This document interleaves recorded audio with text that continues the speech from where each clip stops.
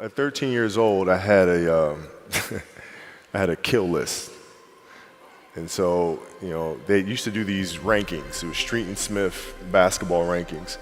And I was nowhere to be found because I was like 6'4", scrawny, like 160 pounds soaking wet. So I was like 57 on the list. And so I would look at 56, 55, all the way up to number 1, who these players are, what club teams they played for. So when we go on an AAU travel circuit, I got to hunt them down, right? And so that became my mission in high school, is to check off every other person, all those 56 other names, hunt them down and knock them down. 13 years old, I played the longer game because my game wasn't about being better than you at 13. It was to be better than you when the chips are really on the line. So when we played at 13, I would size you up and see what your strengths and weaknesses are.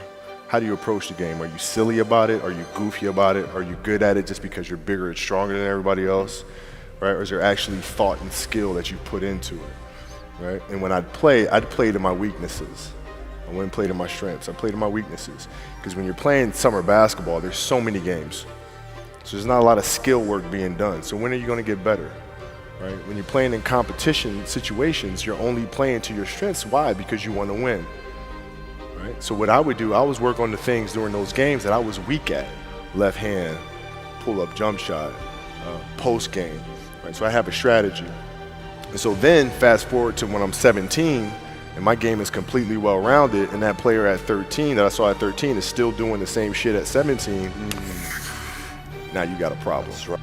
Because what I found in the NBA is a lot of guys played for financial stability. And when they came to the NBA, they got that financial stability. So therefore, the passion and the work ethic and the obsessiveness was gone.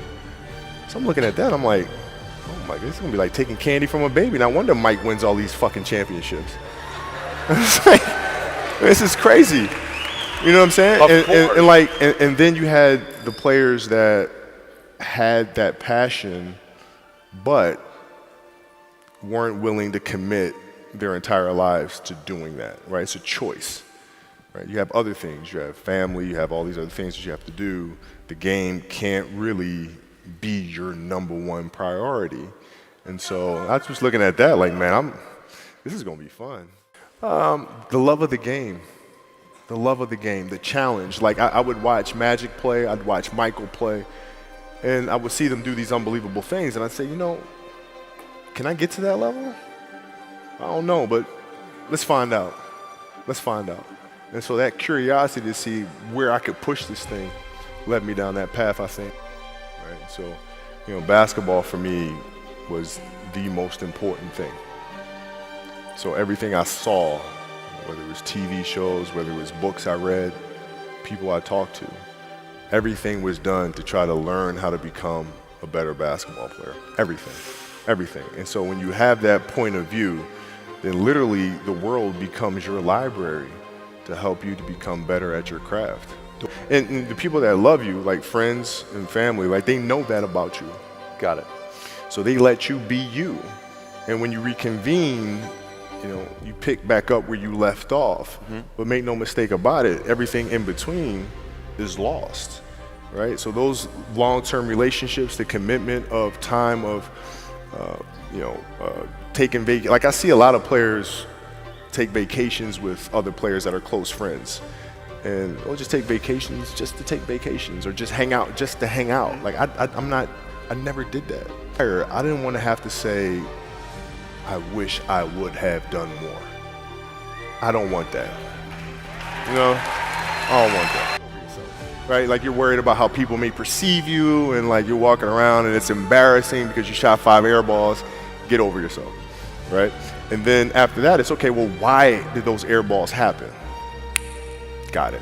High school, year before, we played 35 games, max, right? Week in between, spaced out, plenty of time to rest. In the NBA, it's back to back to back to back to back to back to back. I didn't have the legs. So you look at the shot, every shot was online. Every shot was online, but every shot was short.